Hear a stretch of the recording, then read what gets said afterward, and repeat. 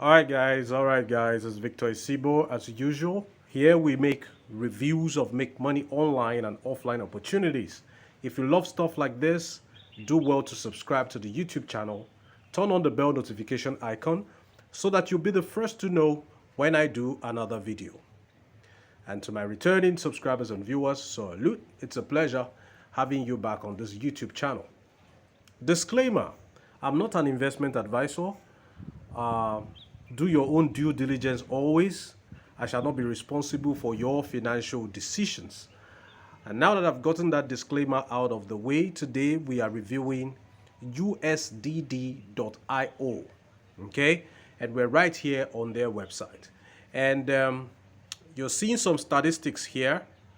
The total USDD available is 723,321,764, and the collateral ratio is 320.41%. Okay, it's a decentralized token. At the end of the video, I am going to be telling you my counterpunch about USDD, and I'm also going to dive a little into the Terra Luna crash that happened, the UST.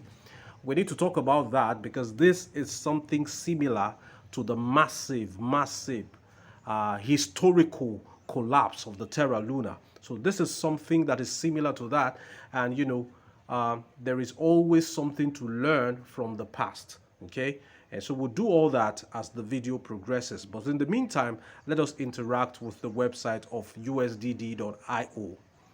Say it's a decentralized USD. Okay, the Tron DAO Reserve is the custodian of USDD and guarantees its price stability. The CEO of Tron is Justin Sun. We'll get to that later. Okay, now you have the USDD token address, you have the audit report, and they say the USDD is over-collateralized, decentralized stablecoin. By the word over-collateralized, of course, what comes to your mind is loans and collateral.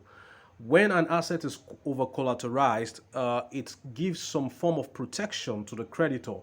Like if I'm taking a loan of 1 million USD from you, and you have taken a collateral that is worth 100 million USD. That means that that means that the asset has been over collateralized. Okay, so that's what this term is talking about. So they're talking about the fact that this particular token has a backup that is worth a lot more than the token itself. Okay, let's say the USDD protocol aims to provide the blockchain industry with the most stable, decentralized, tamper-proof, and freeze-free stable coin system, a perpetual system independent of any centralized entity. Okay, they said they are over-collateralized. They said the USDD is secured by the over-collateralization of multiple mainstream digital assets, TRX, Bitcoin, USDT. The total value of the collateralized assets is significantly higher than that of the USDD in circulation, with the collateral ratio set at 130%, far exceeding the 120% required for DAI. Okay, chain agnostic. Now they're showing us a table for the collateral ratio comparisons for USDD, for USDT, for TUSD, for USDC. Transparency, they talk about, and they talk about the total USDD supply, as we saw earlier at the beginning of the video. So the total collateral is 2.3 plus billion US dollars, and these are the main assets that form the collateral. Like the collateral details you would find here for those who want to go further and interact with the website. So we keep going, and for the USDD staking, you see that you have the potential of earning 30% annual percentage yield. Okay, 30% annual percentage yield is possible. So these are some of the markets where you have USDD available. You have it available on Huobi, Gate, SunSwap, Uniswap, Pancake, Mex Global, Poloniex, KuCoin, Bybit, Fimex, Bbox, BitGet, Juby, BitTrue, XT.com. Okay, so they say they are in affiliation with all these brands that are listed here. Let me counterpunch. Now, this is not something we have never seen before. Last month, as at the time of making this video, in the month of May, Terra, Luna, they were stable coins, offering juicy annual percentage returns. And a lot of people, invested their monies in Terra, Luna. And, everybody was like, okay, let's take a break from USDT and USDC, the stable coins that they were used to. And they wanted to try something new, Terra, Luna. Okay? Now, we all know what happened to Terra Luna. It was a massive collapse. Okay? It lost value. The value nosedived and a lot of people lost money. Okay? Now, let me tell you a little about stable coins, okay? For the neutrals, for those who don't know what stable coins are. Stable coins are coins that are meant to be stable, as the name implies. And there's a particular feature which is the hallmark of every cryptocurrency, which is fluctuations. Now, these stable coins are meant not to react or act like other cryptocurrencies. They are meant to be stable. And with that stability, they are pegged with a fiat currency. In this case, the US dollars. They are pegged to be of equal value in stability with the US dollars, which is relatively very stable. So when you create a stable cryptocurrency, you peg it against the US dollars. That means 1 unit of your cryptocurrency is meant to have the same value as 1 US dollars. That's why you see 1 USDT is equivalent of 1 US dollars, pegged.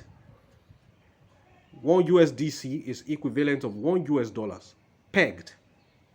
So that is pegging. When you make your crypto assets to be stable and it is pegged against a fiat currency like the US dollars.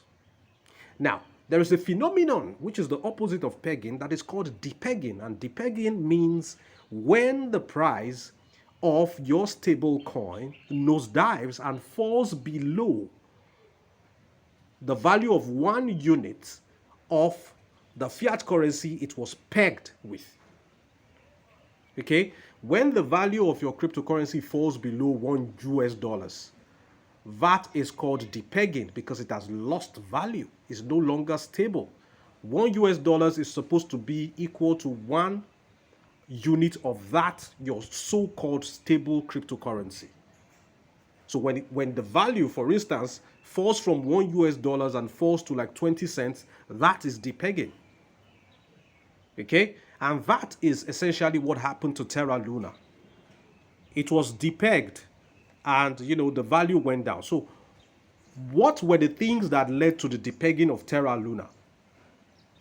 According to Justin Sun, and I want to take his word for it, it is attributable to the overly high leverage that even the Luna Foundation Guard, the LFG, they were unable to protect against. Okay? And, also, the system fell apart when large investors of the UST and Luna started selling their stocks, which led to huge drops in prices. Now, here is USDD. How are we sure that history is not going to repeat itself with the USDD? Because that is the question on the lips of anybody that wants to interact with this. Now, The USDD now is telling us that they are backed by a $10 billion treasury, okay? Half of which would be in stable coins, the USDC and the USDT, while the remaining would be in Bitcoin and TRX, okay? And that is what they talk about, the Tron DAO Reserve, okay? Like, they feel that this one is so over collateralized, which minimizes your risk of loss. Like, okay, we have backup money. Don't worry.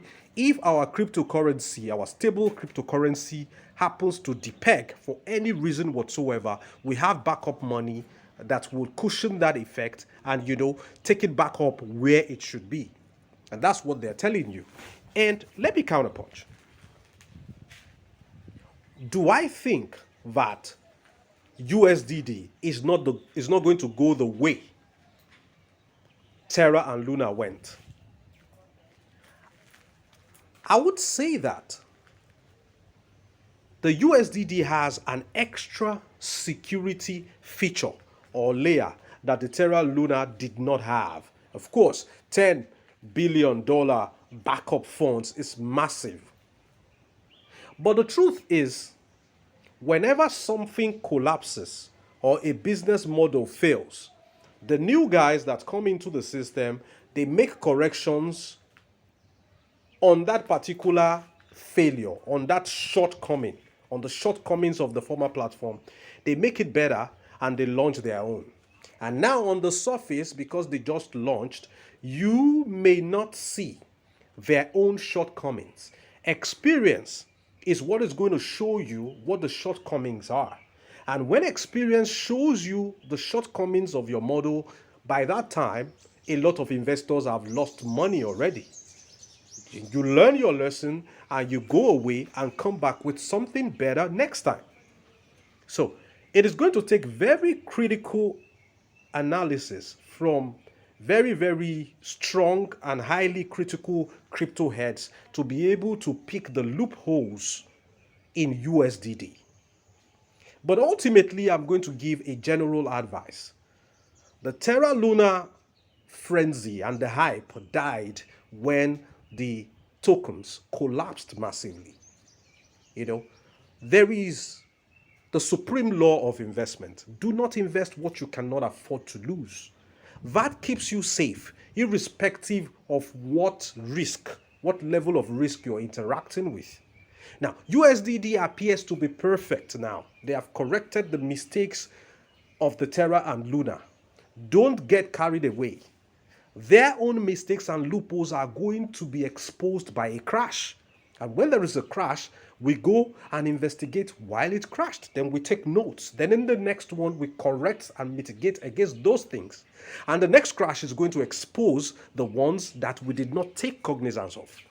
But $10 billion backup funds is massive. And, it should serve as a cushion against any potential loss. But ultimately, I tell you guys, invest only what you can afford to lose. Now, if you are into crypto and you have a lot of knowledge about blockchain, let me see your comments in the comment section below. What do you think about USDD?